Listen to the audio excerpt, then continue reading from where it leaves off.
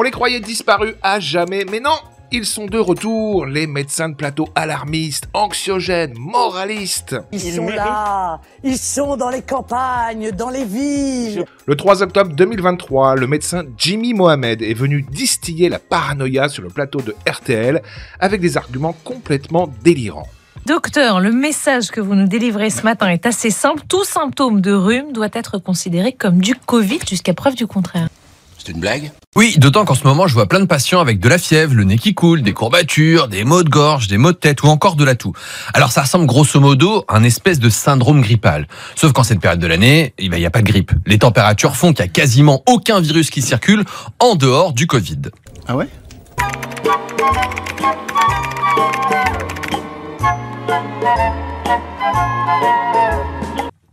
Donc, vous conseillez donc de se tester au moindre doute et que fait-on si le test est négatif? Alors si le test est négatif, il faut se poser quelques questions. Si vous êtes cas contact, qu'il y a du Covid qui circule autour de vous, Oui. si une épidémie au travail, à l'école, considérez que vous êtes porteur du virus à partir du moment où vous avez le moindre nez qui coule, même si votre test est négatif. Donc même avec un test négatif, on peut avoir le Covid. On vit chez les fous.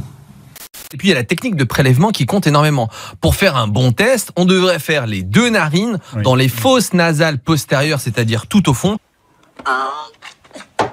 et ramener un maximum de sécrétion. En clair, plus on a de crottes de nez, plus le test est de bonne qualité. Il faudrait répéter ces tests si on pense avoir le Covid. Alors oui, même si évidemment, il ne faut pas faire 15 000 tests, ça n'a aucun sens, mais ça peut être intéressant de refaire un test 24-48 heures après le début du symptôme. Moi, quand vous faites ça, ça me fout une angoisse. Je pourrais vous tuer, je crois. De chagrin, hein.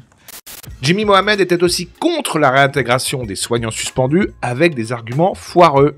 J'ai un problème quand même avec ceux qui ont refusé la vaccination en étant soignants. Ah ouais, d'accord. Moi, je pense que je ne les aurais pas réintégrés. Si je D'accord, dois être vous les très auriez honnête, pas réintégrés Je quand pense même. que je ne les aurais pas réintégrés parce que Mais fondamentalement, c'est vrai que quand on les quand vous interroge, dites ça, par exemple, ça va les pauvres, ça va les faire réagir parce que c'est...